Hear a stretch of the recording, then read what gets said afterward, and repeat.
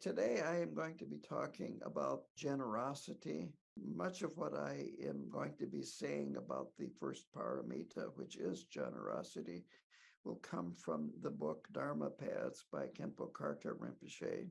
But I want to start out by talking about what Gyalwang Karmapa refers to as the generosity of other people. And that is that if we look at our lives and how we are interrelated to other people, that we are constantly benefiting from the generosity of other people. The food we eat is produced by other people.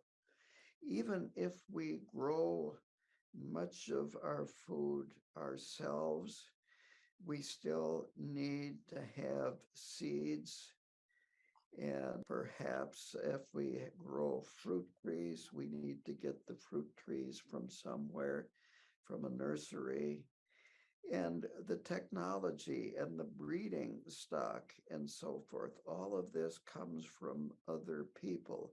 And if we use any kind of equipment at all to grow our own food, that equipment has to be produced by other people.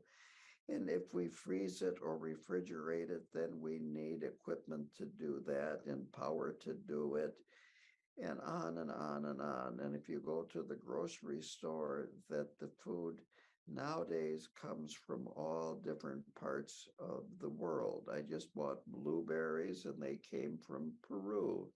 We get a lot of tomatoes from Mexico this time of the year, and on and on and on. I remember when I was in retreat in upstate New York, in the area, probably less than 100 miles away, there was a county that was famous for having apple orchards. And we would get apples, and on them would be a sticker that would say New Zealand, and on and on and on, that this is the way things work. And if you buy food in a grocery store, then you have the whole company that works at that grocery store. You have trucks that haul it to the store. You have factories that can it, freeze it, prepare it. You have farmers, farm laborers, farm equipment, fuel, and on and on and on. And when you have a meal, you're connecting to a huge amount of people that support that meal, and all of them need food, clothing, shelter, and perhaps health care, and they have a family, and it just is an incredibly complex web of people that are all doing things that we benefit from. In the wintertime here, it's really nice to have snow removal.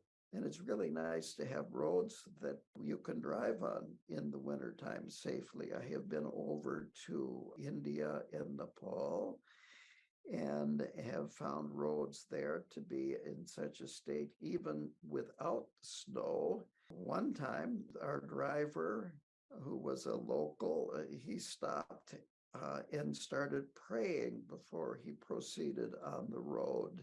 We don't appreciate how good we have things in this country. And if we really stop and look and examine and contemplate, we realize that we're actually in a very good position and are benefiting tremendously from the deeds of other people.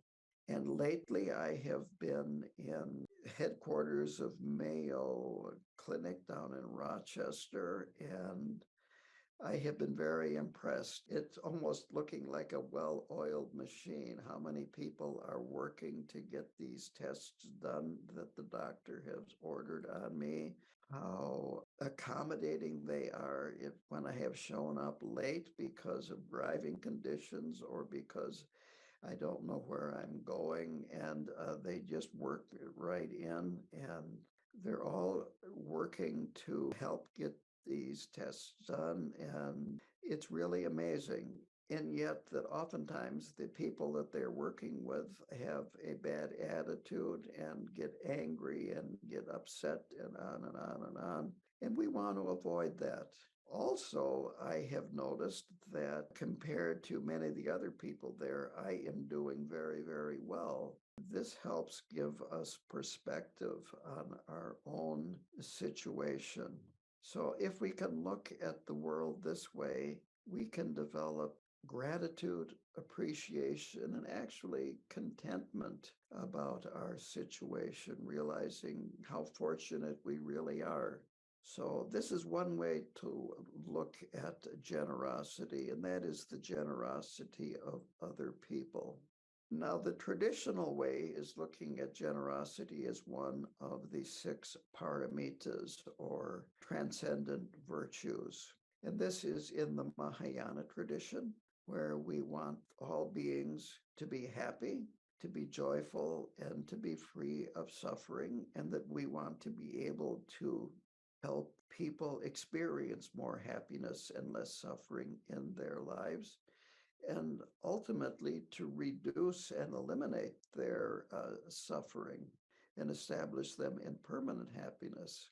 And these transcendent virtues are about transformation, that we recognize where we are, and we recognize that where we are is, I'd say, a starting point, that we would like to travel beyond this place where we are presently and go to a much higher level of realization.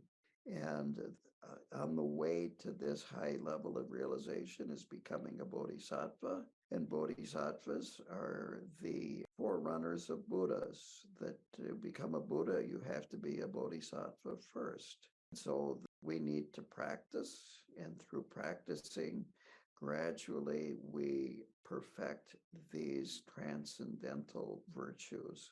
So generosity involves letting go completely of whatever you are giving. There are no strings attached, no expectations. This is very difficult to do. You might say we go in baby steps. We first try to loosen our grasping and our involvement in the mundane world, that this weakens this separation between self and other. We can be comfortable in life and meet our needs without being dominated by the material world. This lays the foundation for traveling the path. We can't transform without space to grow. So giving us ourselves space to grow supports traveling the path. If there's not space to grow when you are gardening, if you don't pull up the weeds and give the plants that you want to grow space to grow in, they will be stunted by the weeds. The weeds will cast shade on the plants you want to grow and take nutrients and moisture from the roots of these plants that you want to grow. So even in gardening, the plants need space. There are two external objects of generosity, and they are the three jewels and also sentient beings that are in great need. It seems at first that giving to beings in great need, beings that are starving, that are homeless, and so forth, is more important, more immediate than giving to the three jewels. And while it is important to give to these beings that are really suffering tremendously, it's also more important to give to the three jewels. The best is, of course, to give to both. If we offer to the three jewels, they will use it in a way that is best in the long run. When we give to people that are in great need, this is important, but quite honestly, there is so much need out there, especially at Christmas time, where I am inundated with requests, both email and snail mail, from all kinds of very worthy organizations about needing money for their particular niche. When you give, then it's very important to dedicate the merit then that is accumulated by giving, whether it be to the three jewels or to a mundane source. Now, there are improper offerings. When you're giving to the three jewels, they are considered offerings. You're giving to above yourself. So impure offerings would be objects that are stolen, the blood of humans or animals that have been sacrificed to kill an animal and offer it. Most other things are considered suitable. But this came up, this was many, many years ago before the Karmapa said that he wanted his centers and his monastic monks and nuns to be vegetarian. This is when Khenpo Karthar Rinpoche ate a lot of meat. It was brought up one time. Well, we're going to eat this meat anyway. Why not offer it before the animal is killed? And that was considered even then unsuitable. But other offerings are suitable, almost anything. I went to a 3-day Vajrayogini empowerment one time, and the last day, people were going up to Vajra Master and making offerings. And the Vajra Master stopped at one point and held up a worn, faded baseball hat. And he said, "This is a very good offering." And he didn't say why, but I assumed that what that meant was that the man that was offering it was very attached to it. That's why it was worn and faded, and he was giving up something that he had a lot of attachment to. This is from my own experience. When I took Bodhisattva vows with Khenpo Karthar Rinpoche, I made an offering of a trophy that I had won in an antique tractor pulling contest. And this was a big trophy. And as I'm in line and ready to present it to Rinpoche, I pass his translator, Chujur. And Chujur looks at me and he says, "You're going to give that to Rinpoche?" And I said, yes. I was having a little bit of hesitation at this point, but I gave it to Rinpoche. And the next time I was in his room up at the second floor of the monastery, there it was on top of this china cabinet where he had all these things that I think people had given him. So obviously Rinpoche felt that was a suitable offering. So giving up things that you're really attached to are great offerings. And of course, most of us are very attached to money. And so money is a very good offering as well. Beings that are in need, these are considered gifts. And we want to understand the difference between idiot compassion and avoid idiot compassion. Idiot compassion would be providing something to a person that might help them get revenge or to buy drugs or alcohol, giving them help to commit suicide, assisted suicide, for instance. This would be considered improper, or giving anything that could be used to harm somebody. I prefer to give money to organizations that help homeless people that are hungry and so forth, rather than people on the street, because it's difficult to know what they're going to do.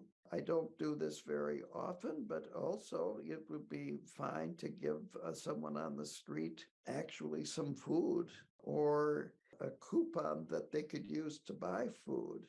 And also, it's fine to give gifts to friends and family to show appreciation and gratitude and love towards them. And this is, of course, a gift giving season. The attitude is very important. The purity of the attitude is extremely important. So, when making offerings, we want to avoid egotistical attitudes, especially pride, making offerings to gain status, to become popular, to show off how well you are, to boast about who you are, or to embarrass someone by doing something another person cannot do. To make an offering, to be afraid of being left out or being seen as inadequate. All of these are transactional in nature. So we want to avoid as best we can these sorts of motivation. When making a gift, don't expect to be repaid in the future in some way or another. There's a difference between a gift and a loan. Don't give to expect gratitude, honor, or respect, or for others to have a better view of us after giving. And of course, when you give to mundane organizations, they might give you some recognition, but what will actually happen is you'll get no more solicitations to give more money in the future. So when you're giving to mundane organizations, you don't have to worry about them giving you lots of respect. So it's important to be mindful of our attitude when giving or making offerings. And we all have egotistical patterns. And by being mindful, we can be much more aware of what's going on. And this helps us progress along the path. Now, our conduct while making offerings or giving is important. So, when making offerings, to do it with sincerity, with devotion, with respect, to be fully involved with body, speech, and mind.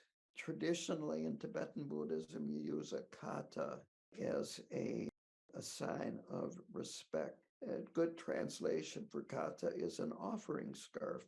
And to do this offering with the intention that the gift is to benefit all sentient beings and to have confidence in the benefit of this practice of generosity. And I can tell you from personal experience about Khenpo Karta Rinpoche, and that is that he just passed on the money that was offered to him. At the monastery, he had his home, he had meals provided for him, he had health insurance provided for him, and a few other things. Money that was given to him, he would pass on.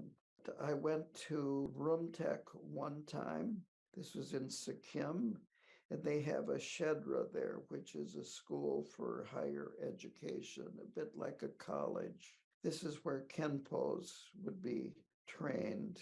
And in the lobby of the entrance, there was a plaque on the wall where they were recognizing the major contributors financial contributors to the building of the Shedra. And Khenpo Karta Rinpoche's name was on that plaque. I can't remember if it was the first name or the second name. But anyway, he gave a lot of money to that Shedra. And of course, he never mentioned it to anybody that I'm aware of. So when you made offerings to Khenpo Karta Rinpoche, it would go to a very good use. He went over with $300,000, and when he came back home, he didn't have cab fare. A third story about him is in the pre-retreat retreat for the 3-year retreat that I attended, there was a couple, and the man had an interview with Rinpoche and said that my wife's mother is sick. She's down in South Carolina. Can I take a few days off from this retreat and go with her to visit her mother? And Rinpoche said, well, yes, you can, but if you drive, you're not going to get there in time. She'll be dead. So he gave the man enough money for plane fare to fly down. And that's the way Rinpoche was with money. You offer to him, it would go to a good place. So it's good to have confidence when you give to the 3 jewels, knowing that it will go to a good place. Now, when you're giving gifts, it's important to have kindness, compassion, respect for the recipient, and realize that there is benefit for oneself and others. It's preferable to actually, if you're giving to an individual, to give it to them in person and to do it with your body, speech, and mind fully involved. Don't be in a hurry, and again, have the intention that this will benefit all beings. And here is a quote from Khenpo Karthar Rinpoche. If we have given the gift fully, it doesn't matter what the other person does with it. Actually, if you have misgivings after giving the gift of what they do with it, that shows that you still were attached to it. So I've been talking about material giving, and I'm going to talk a little bit more about that. And then I'll go on to other forms of generosity. Ideally, when we give or make offerings, we want to have no concept of what are called the three wheels. And that is, there is no recipient of the gift, no giver of the gift, and no giving of the gift. This is the direction we're going in. So if we can try to avoid getting conceptual about it and just doing it, this is very good. Here is another quote. This is from Dharma Paths. Knowing that the nature of phenomena is a dream, they can recreate that dream at any time. This is how a bodhisattva would look at giving and making offerings.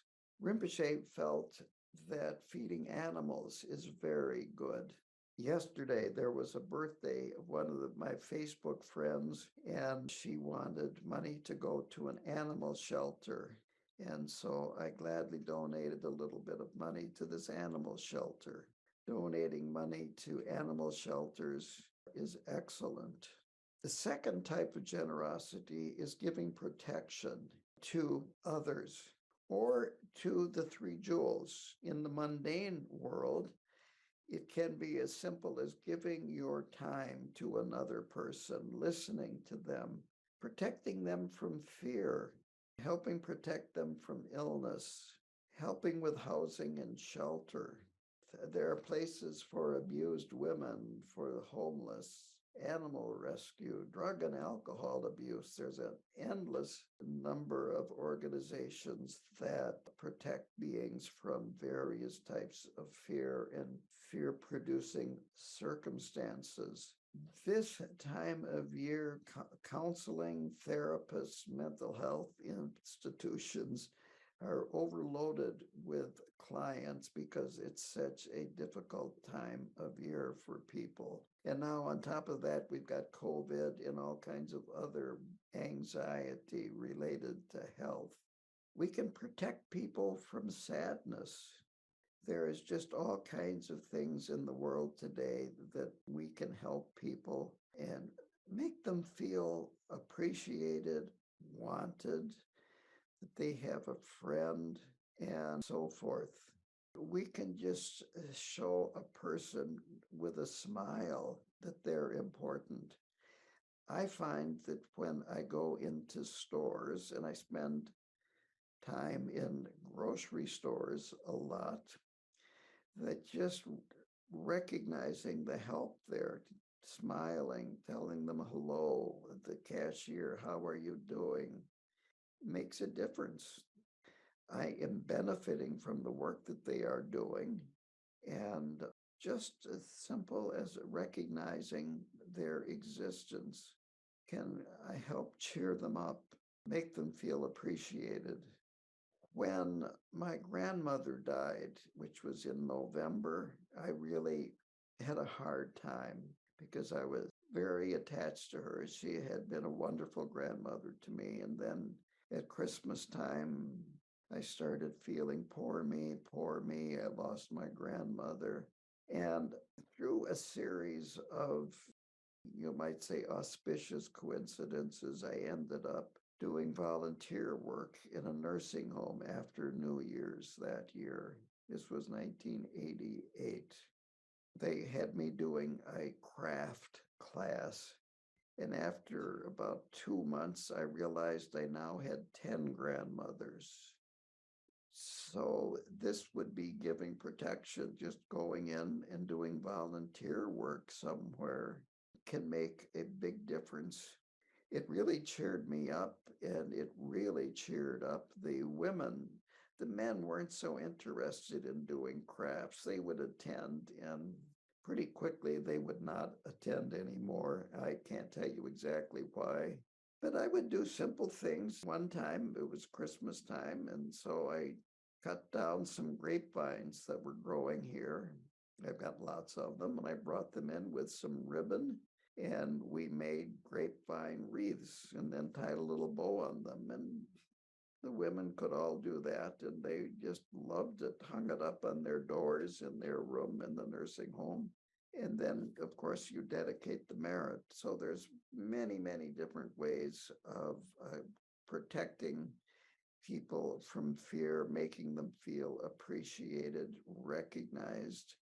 And for the three jewels, this means protecting the three jewels, and it can be from the elements or other dangers. When you make offerings to a monastery, a nunnery, a dharma center, and so forth, it's going to be used, among other things, for insurance purposes, which is protection. It might be used for maintenance. It might be used to help with the staffing and other things. And this is a type of protection. My favorite story has to do with the Oakland Buddha, and you can Google this and find out a lot more about it. But this is the story that in this one neighborhood in Oakland that was going downhill, it had houses in the neighborhood. There was a lot of street crime, prostitution, drug dealing, and so forth. The city had put up a diagonal barrier at a cross section, at a lot of the cross sections in this area. So instead of using these back streets to get around the main thoroughfares, you couldn't do that. You had to keep turning. And this diagonal barrier had just become a dumping ground of trash, old mattresses, and so forth. And one of the local residents, who was not a Buddhist and not religious at all, went to a hardware store and bought a Buddha statue that would be used to put in a garden, perhaps. And he epoxied it to this barrier, hoping that this would make a difference. And what happened was a Vietnamese woman saw this. She talked it over with her master, and the master said that, yes, you should protect this statue. And so she started making flower offerings, and she might have painted it up and would go there regularly and make prayers. Soon other Vietnamese would come with her, and soon a roof was put over the statue, and the whole area got cleaned up, and more would come early in the morning to open their day with prayers sitting on the street. And crime went down dramatically in the neighborhood. The city wanted to remove it because this broke the ordinances. So they had a meeting and they decided to table it, and they never did do anything about it. And the man that did it, when he was interviewed, he said something like, I don't really care about Buddhism or anything. I just wanted to do something to clean up all the trash that was accumulating in the neighborhood. But it had a tremendous difference because the Vietnamese understood the importance of protecting the Dharma. So I recommend Googling the Oakland Buddha. So the third type of generosity is giving the gift of Dharma. And this means that making the teachings available. So when you support a center, you're making the teachings available to other people. This brings understanding of the teachings of the Buddha into the lives of others, and it helps them see more clearly. It's important that when we talk to others in casual conversations, that we are clear about what we are saying, that we're sincere, and we keep it simple. Rinpoche has said, talk about compassion, talk about Buddha nature. My own experience has been People might ask me, what is meditation like? And basically, it is you have to experience for yourself. I can't talk about it, it's experiential. Then I might say a little bit, but I will talk about, even when I was getting involved with this, talk about compassion, Buddha nature, the importance of responsibility. And I try to avoid getting too complicated. Sometimes when I first came to Buddhism, I was so enthusiastic about it. I would go on and on and on. And it didn't attract people to Buddhism. It didn't help them understand. It just caused them to glaze over, so to speak, and be tolerant of me. And then I could tell they were relieved when I quit talking. If we can do it in a way that is oriented towards that person's understanding, here was a positive experience that I had. This again was a long time ago. The Jehovah's Witnesses came. I was working in my upholstery shop, which is now the Hay River KTC, and I invited them in. I had been meditating, and so I was pretty relaxed, and I listened to them for, I don't know, maybe 15 minutes. And finally, one said, "Well, what do you believe in?" And I tried to keep it simple, and I talked about the importance of compassion, personal responsibility, and that we can have the ability for loving kindness and things like that. And with each point, I would get nodding because this was basically what they believed in. And then I said finally, and I'm a Buddhist. And one of the two went like this because he had been agreeing with a Buddhist. But it's important to try to connect with them at the level of where they are. I read this in a book that was written by an American, and it wasn't in the Tibetan Buddhist tradition, but he was Buddhist. And it was, "My family hates it when I'm a Buddhist and love me when I'm a Buddha." So if you can behave like a Buddha, you don't have to talk about Buddhism, and your family will love you. I think that's especially important this time of year when we get together with our family. The last type of giving is just giving loving kindness and tenderness. We don't want to cause suffering. We want other beings to be happy, and we can just infuse whatever we do with loving kindness and tenderness. This is practicing non-harm. It's practicing not harming ourselves.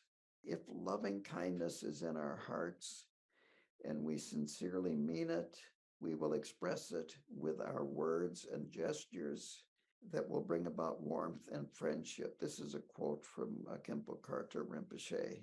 Finally, I'm thinking of a quote by Karmapa, but I can't find it easily. And I'm just going to say, this is a paraphrase of it. He said that whatever we do can be infused with love. Any action that we do, getting up in the morning, cooking a meal, cleaning the house, going out in public, whatever we do can be expressed in a way of expressing our love. And when we are able to do that, our actions become sustainable. This increases our love for ourselves and the world and for others. And it is an endless well that we are dipping into.